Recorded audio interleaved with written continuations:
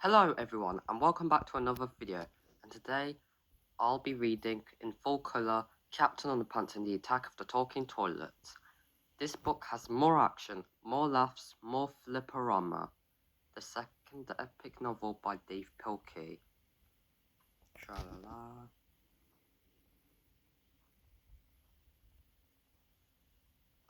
Hello. Before you read this book, there's some things you should know.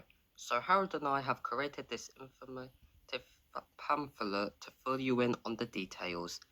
Please don't let this comic fall into the wrong hands.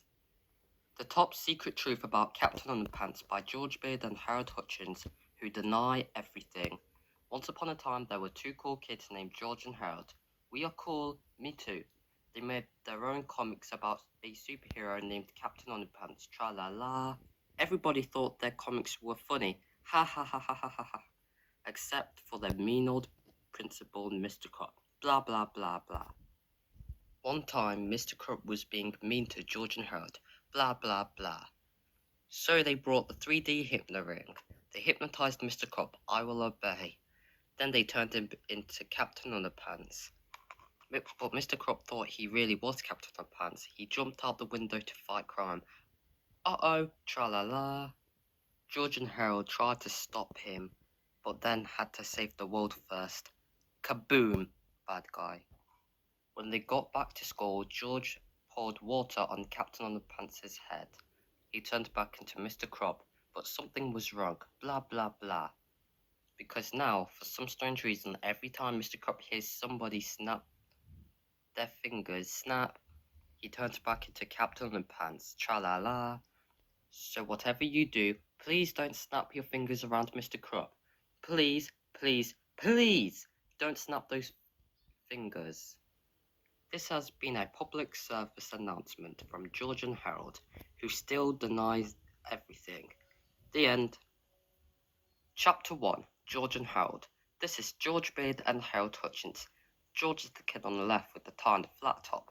Harold is the one on the right with the t-shirt and the bad haircut. Remember that now. Depending on who you asked, you'd probably hear a lot of different things about George and Harold.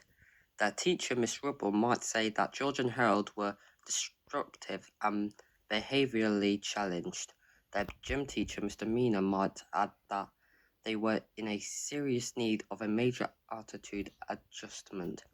The principal, Mr. Crump, would probably have a few more choice words to include, like sneaky and criminally mischievous, and I'll get those boys if it's the last thing well, you get the idea. But if you ask their parents, they'd probably tell you that George and Harold were smart and sweet and very good-hearted, even if they were a bit silly at times. I'd have to agree with their parents. But even so, their silliness did get them into a lot of trouble. Sometimes, in fact, it once got them into so much trouble, they accidentally almost destroyed the whole planet with an army of evil, vicious talking toilets. But before I can tell you that story, I have to tell you this story. Chapter 2, this story. One fine morning at Jerome Howitz Elementary School, George and Harold had just gotten out of their 4th grade remedial gym class when they saw a big sign in the hallway. It was an announcement for the 2nd annual Invention Convention. George and Harold had fond memories of last year's Invention Convention, but this year's convention was a bit different. The first prize winner got to be principal for the day. Wow, said George. Whoever gets to be the principal gets to make up all the rules for the whole day, and everybody in school has to follow those rules. We have got to win first prize this year, exclaimed Harold. Just then, George and Harold's principal, Mr. Crump, showed up. Aha! He shouted. I'll bet you two are up to no good. Not really, said George. We were just reading about this year's contest. Yes, said Harold. We're going to win first prize in the contest and be principals for the day. Ha ha ha ha ha, laughed Mr. Crump. Do you honestly think I'd let you two enter this year's contest after that stunt you pulled at last year's Invention Convention? George and Harold smiled and thought back to the 1st annual Invention Convention. Chapter 3 The Flashback. It was about 1 year earlier, and all of the faculty and students of Jerome Hort Elementary School had gathered in the gymnasium for what would later be known as the sticky chair incident. George and Harold stepped up to the microphone. Ladies and gentlemen, said George, Harold and I have invented something that is guaranteed to keep you all glued to your seats. Yes, said Harold. We call it glue. Mr. Crop became very angry. You two did not invent glue, he shouted. He stood up to take the microphone away from Harold, and his chair stood up with him. Everyone in the gymnasium laughed. The school secretary, Miss Anthrope, stood up to help remove Mr. Cup's chair from his pants. Her chair stood up with her too. Everyone in the gymnasium laughed harder. The other teachers stood up and, you guessed it, they were stuck to their chairs as well. Everyone in the audience howled with laughter. One kid stood up to go to the bathroom and his chair came up with him also.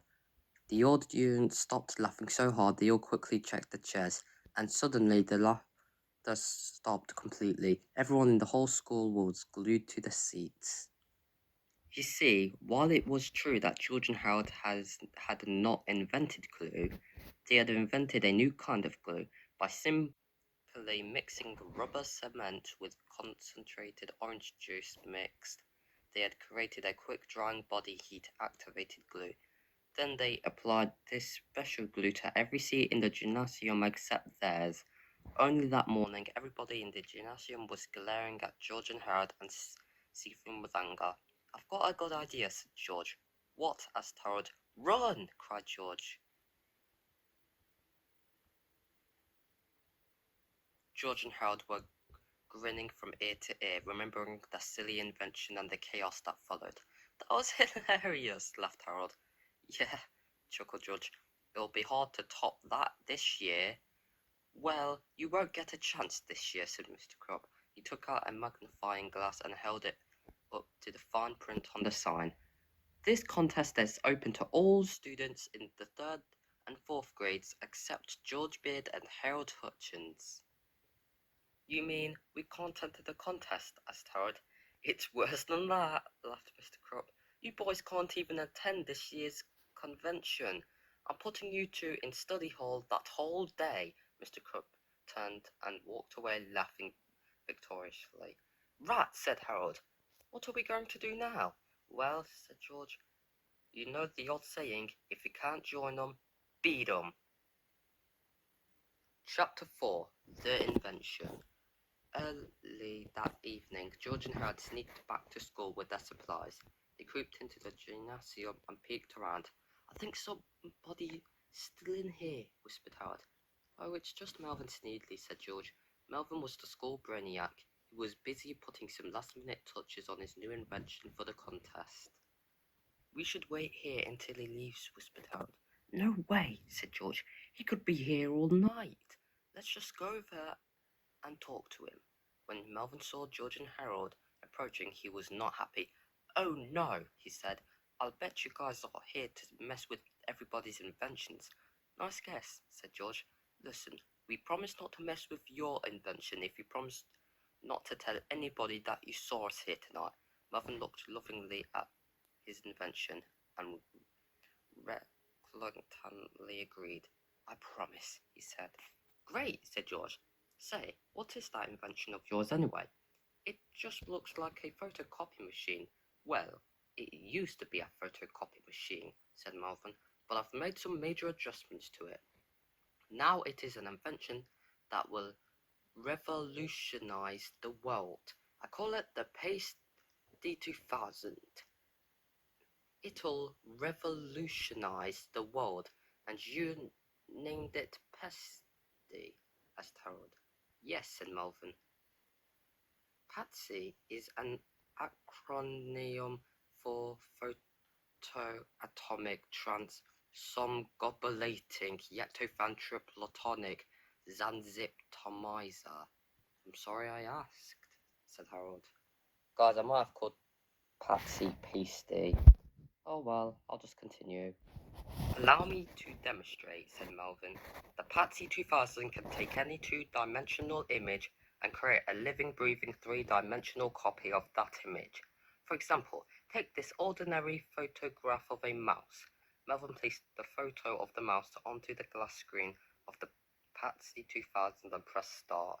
The lights in the gymnasium dimmed as all the power in the entire school seemed to get sucked into the Patsy 2000. Soon the machine began to vibrate and hum loudly, and tiny bolts of static electricity snapped out from underneath. I hope that thing doesn't explode, said Harold. Oh, this is nothing, said Melvin. You should have seen how the Patsy 2000 reacted when I copied a poodle. Finally, after a series of flashes and loud zaps, everything stopped. A small ding was heard. Then a tiny mouse crawled out the side door of the Patsy 2000 and onto the floor. Isn't it wonderful? George inspected the mouse closely. That's a great trick, George laughed. You really had me going for a while. It's not a trick, cried Melvin. The Patsy 2000 really does bring photos to life. I've even created living creatures from paintings and drawings. Yeah, right, laughed Harold. And I thought we were con artists. George walked away, chuckling. It was time to move on to bigger and better things. Chapter 5 Bigger and Better Things. George and Harold went to the other end of the gymnasium, opened their backpacks, and began to work. George busied himself by turning all the spray nozzles on the automatic dog washer around while Harold filled up the soap tank with India ink. Then they moved on to the volcano detector. Will you please pass me the big bag of butterscotch pudding and a Phillips head screwdriver? Asked Harold. Sure, said George, as he carefully inserted eggs into the ping-pong serve-o-matic. Chapter 6 The Invention Convention. The following day started out sunny and cheerful. The students unabashedly filed into the gymnasium and checked the seats very carefully before sitting down. Greetings, said Mr. Krupp, who was standing up at the microphone. You don't need to worry about sticky seats today, he said. I've taken measures to ensure that this invention convention won't be a disaster like last year's. Everyone settled in as Madison Mannequin, a third grader, stepped on stage to demonstrate her automatic dog washer. First, said Madison, you put your dog in the tub, then you press this button. Madison pressed the start button. At first, nothing happened, then suddenly a spurt of inky black water sprayed up and out over the crowd. Everyone except the dog got soaked. As Madison tried desperately to turn off the sprayers. I can't stop it, she cried. Somebody turned all the nozzles around. Now, who could have done that? Asked Mr. Krupp. Next up was Donny Shemaiah with his ping-pong servomatic. He turned the machine on and immediately it began hurling extra large grade A eggs into the crowd. Foop, foop, foop, foop, foop went the machine. Splat, splat, splat, splat, splat went the eggs. I can't turn the machine off, cried Donny. Somebody jammed a paper clip into the controller. Now who could have done that? Asked Miss Ribble. Freddie Moore's volcano detector was also a big flop. When Freddie connected the circuits to the 9-volt battery, a large spring, which has been crammed into the center of his miniature volcano, launched a giant plastic bag of butterscotch pudding high into the crowd. It landed somewhere between the third and fourth rows. Splat. Hey, whined Freddie. Somebody put pudding in my volcano. Now who could have done that? Asked Mr. Mina. Then the rest of the day went on much the same way, with people shouting everything from hey, who put oatmeal in my solo pal with leaf blower, to hey, who let all the mice out of my treadmill dune buggy. It wasn't long before everyone fled the gymnasium and the second annual invention convention had to be called off. How could have this happened? Mr. Krupp, as he wiped chocolate syrup, pencil shavings, and cream of mushroom soup off his face and shirt. George and Harold have been in study hall all day long. I put them there myself. Excuse me, Mr. Crubb said. Excuse me, Mr. Crubb, said Melvin sneakily. I think I have an answer to your question. Chapter 7. Busted. Crash! Went the door to the study hall room. Mr. Crubb stomped in like a crazy person. George and Harold had never seen him this upset before. You boys are in so much trouble, Mr. Crubb shouted. I'm putting you two on permanent detention for the rest of the school year. Wait a second, cried George. You can't prove anything. Yeah, said Harold. We've been here all day. Mr. Crubb smiled devilishly and looked toward the door. Oh, Melvin, he called. Melvin steadily stepped into the room covered in mustard, eggshells, and shredded coconut. They did it, Melvin said, pointing at the George and Harold. I saw 'em last night in the gym. Melvin, cried George, horrified. You promised. I changed my mind, Melvin said, grinning smugly. Have fun in detention. Chapter 8. The Invention Convention Detention. After school, Mr. Crubb ushered George and Harold into the detention room and wrote a long sentence on the chalkboard. From now on, growled Mr. Crubb, you boys will spend 2 hours a day after school copying this sentence over and over. I want every chalkboard in this room filled completely. On his way out the door, Mr. Crubb turned and said with an evil grin, and if either of you leaves this room for any reason, I'm going to suspend you both. Now, as you might have guessed, writing sentences was nothing new to George and Harold. The two boys waited until Mr. Crubb left the room. Then they each took 4 homemade wooden rods out of their backpacks. The rods had holes in them that George and Harold had drilled in George's dad's wood shop. George screwed the rods together while Harold inserted a piece of chalk into each hole. Then they each took a pole and began copying Mr. Crubb's sentence. Every time they wrote one sentence, the wooden poles made 12. After about 3.5 minutes, every chalkboard in the room was completely filled. George and Harold sat down and admired their work. We've got a lot of time on our hands now, said George. Got any ideas? Let's make a new comic book, said Harold. So the two boys took out some paper and pens and created an all-new adventure about their favorite superhero. It was Captain Underpants and the Attack of the Talking Toilets. Funny. Chapter 9. Captain Underpants in the Attack of the Talking Toilets by George Beard and Harold Hutchins. Captain Underpants in the Attack of the Talking Toilet story by George Beard, pictures by Harold Hutchins. One day at school, everything was pretty normal. The lunch ladies were serving toasted rat sandwiches. The principal was yelling blah blah blah blah. And the gym teacher was being mean to everybody. My grandma can run faster than you guys. Then a UFO appeared. It zapped the school with an evil ray. The ray made all of the toilets come to life. It made them evil too. The toilet were hungry. Yum yum, eat them up. So they ate the gym teacher. Help! The toilets just scratched somebody's car and ate up the gym teacher. Lord have mercy. Was it my car? This looked like a job for Crash. Captain Underpants! Captain Underpants ran to the storage room. Yum yum, eat them up. He found a bunch of plungers. He put them in the toilet. Their mouths got stuck. Tra-la-la. Hooray for Captain Underpants. Now to stop that evil UFO. Captain Underpants went outside and saw the UFO. It opened up. Click. And out jumped the terrible Turbo Toilet 2000. I'll flush you. They had a big fight. Captain Underpants was faster than a speeding waistband. Zip. More powerful than boxer shorts. Kick. Tra-la-la. And able to leap tall buildings without getting a wedgie. Captain Underpants snuck up behind the Turbo Toilet 2000 and gave him a wedgie. Wedgie power. Ouchie. Then he hung the TT2000 on a stop sign and pulled back hard. Stretch. Then he let go. Twang. Kaboom! The spaceship blew up and all the toilets returned to normal. Hooray! Even the gym teacher escaped. Oh man, the end.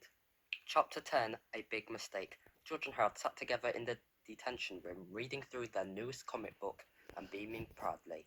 We've got to go to the office and make copies of this, said George, so we can sell them on the playground tomorrow. We can't, said Harold. Don't you remember? Mr. Krupp said he'd suspend us if he caught us leaving this room. Then we won't let him catch us, said George. George and Harold sneaked out of the room quietly and crawled down the hall to the office. Uh-oh, said Harold. There's a bunch of teachers in there. We'll never get to use the copy machine. Said George. Are there any other copy machines in the school? How about the one that Melvin had into the gym? Oh, yes, said George. George and Harold creeped over to the gym and found the Patsy 2000. I wonder if this machine still makes copies, said Harold. Melvin did say that he had made some adjustments to it. Oh, he probably just crammed a mouse in there to fool us, said George. It's the oldest trick in the book. I'm sure the machine still makes regular copies. George placed the cover of their new comic book face down on the glass screen and pressed start. All at once, the lights in the whole school dimmed, and the Patsy 2000 began to shake and clunk around wildly. Giant bolts of static electricity zapped out the bottom of the machine as a grey whirlwind rose from the top. Loose papers and other small objects in the room were sucked into the wind, and they spun up above the machine like a raging cyclone. I don't think it's supposed to do this, shouted George over the horrible noise. Finally, after a series of flashes and loud zaps, the noise, wind, and sparks stopped altogether. The only sound that could be heard was of something groaning and clawing around inside the bloated, battered frame of the Patsy 2000. It sounds like something's alive inside there, said Harold. George snatched the comic book from the top of the machine. Let's get out of here, he cried. Just then a small ding was heard, and a full-sized shiny white toilet emerged from the side of the Patsy 2000. Its teeth were sharp and jagged, and its angry eyeballs glowed with red, swelling vines. Yum, yum, eat 'em up, cried the evil toilet. Almost immediately, another talking toilet emerged, following by another and another and another. Yum, yum, eat 'em up, they cried. Oh no, Melvin was right. The photoatomic transform gobulating platonic Zanziptomizer really does create living, breathing, three-dimensional copies of two-dimensional images, Harold cried convolutedly. I've got an idea, said George. What? asked Harold. Run! cried George. Chapter 11, The Invention, Convention, Detention, Suspension. George and Harold screamed and ran out of the gym door, closing it tightly behind them. Aha! yelled Mr. Krupp, who was just coming down the hall. You boys left the detention room. You know what that means, don't you? It wasn't our fault, cried Harold. Too bad, Mr. Krupp shouted with delight. You boys are officially suspended. Wait, cried George. You've got to listen. Behind this door is an army of evil, vicious talk. I don't have to listen to you boys ever again, laughed Mr. Krupp. Now get your stuff and get out of this school. But, Harold stammered. You don't understand. Get out, Mr. Krupp screamed. George and Harold groaned and walked to the lockers to collect their stuff. Gosh, said Harold. In one day we've got in a detention, a suspension, and we've created an army of evil talking toilets who want to take over the world. That's a pretty bad day, even by our standards, said George. Oh well, said Harold. I just hope things don't get any worse. Chapter 12, Things Get Worse. Word spread quickly throughout the office that George and Harold had been suspended. The teachers rushed out to cheer and laugh at the two boys. You're in big trouble now, chuckled Miss Amthorpe. I can't wait to call your parents and tell them the news. Let's take their desk outside and chop them up, cried Miss Ribble. Let's throw a party in the gym, shouted Mr. Mina. No, cried George. Whatever you do, don't open the door to the gym. We can do whatever we like, snarled Mr. Mina as he dashed over to the gymnasium door. Look, I'm opening the door. He quickly opened the gym door. Now I'm closing the door, he said. Now I'm opening the door again, and now I'm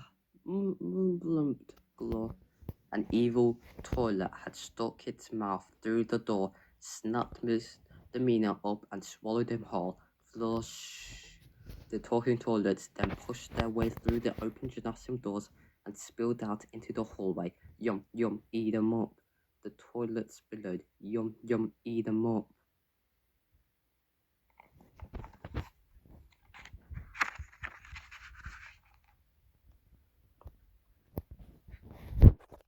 The teachers couldn't believe their eyes. They screamed and ran for their lives. Only Mr. Crop, Miss Ribble, and George and Harold remained frozen in fear. They watched, paralyzed, as the talking toilets came nearer and nearer. Finally, Mr. Ribble pointed at the toilet and snapped her fingers. Snap! Go away, she cried. Go away this minute. But the toilets didn't listen. They moved closer and closer. Finally, Finally, Miss Ribble turned and ran. Mr. Crop, however, just stood there in a daze. George and Harold looked up at him. Uh-oh, said Harold. Did she just snap her fingers? Yep, said George. Now we're really in trouble. And George was right. At that moment, Mr. Crop had begun to change. A silly, heroic smile came over his face as he stood defiantly before his foes. I'll put a stop to you vile villains, he said fiercely. But first, I need some supplies. Mr. Crook turned and dashed to his office. George and Harold ran after him. Why did Miss Ribble have to snap her fingers? Cried Harold. Why? Never mind that, cried George. Mr. Crop is turning into Captain Underpants. We've got to pour water over his head before it's too late. Chapter 13. It's too late. When George and Harold reached Mr. Crop's office, they found only his clothes, shoes, and toupee onto the floor. Look, said Harold, the window is open, and one of the red curtains is missing. What do we do now? Asked George. Do we save Captain Underpants, or do we stay here and get eaten by a bunch of toilets? Let me think about that one, said Harold, as he climbed out the window. George quickly collected Mr. Crab's things and shoved them into his backpack. Then he jumped out the window after Harold. The two boys slid down the flagpole and ran off after Captain Underpants. Where does he think he's going? Asked George. I have no idea, said Harold, but we'd better run fast because I think we're being followed. Captain Underpants dashed through the backyards of some nearby houses and collected pairs of underwear from the clotheslines. Mummy, said the little boy looking out his window, a man in a red cape just stole our underwear. And now two boys are being chased by a furious-looking toilet with sharp, pointy teeth, screaming, "Yum, yum, eat 'em up." Yeah, right, laughed his mother. Just how gullible do you think I am? Chapter 14. The Talking Toilet Takeover. When Captain Underpants was finished commandeering the underwear of local civilians, he dashed back to Durham Howard Elementary School to save the day. The school was now overrun with chaos. Miss Ribble came tearing out the door, followed by several evil toilets. Help me! She cried. They swallowed every teacher in the whole building except me. Don't worry, ma'am. I won't let them eat you up, Captain Pants said as a toilet ate her up. Oops, said Captain Pants. Now only George and Harold and Captain Pants were left. They stood on the front lawn of the school, completely surrounded by hungry, drooling toilets. Yum, yum, eat 'em up, the talking toilets chanted. Yum, yum, eat 'em up, yum, yum, eat 'em up, yum, yum, eat 'em up. We're doomed, cried Harold. Never underestimate the power of underwear, cried Captain Pants, as he stretched and shot underwear into the waiting mouths of the talking toilets. Unfortunately, the toilets just swallowed the underwear whole. It only seemed to make them hungrier and hungrier. If only we could think of something that would make them really sick, said George. Yeah, Harold continued. Something so vile and disgusting it would make them all blow their cookies and riff in agony. Suddenly, George and Harold's faces lit up. Cafeteria food, they shouted. And faster than a speeding waistband, our three heroes dashed into the school. Chapter 15. Cream chipped beef to the rescue. George and Harold and Captain Underpants got inside the school safely and closed the front door behind them. I think the toilets are all outside, said George. But not for long, said Harold. Quickly, they ran to the school's kitchen and discovered a cart holding a large vat of something green and sludgy.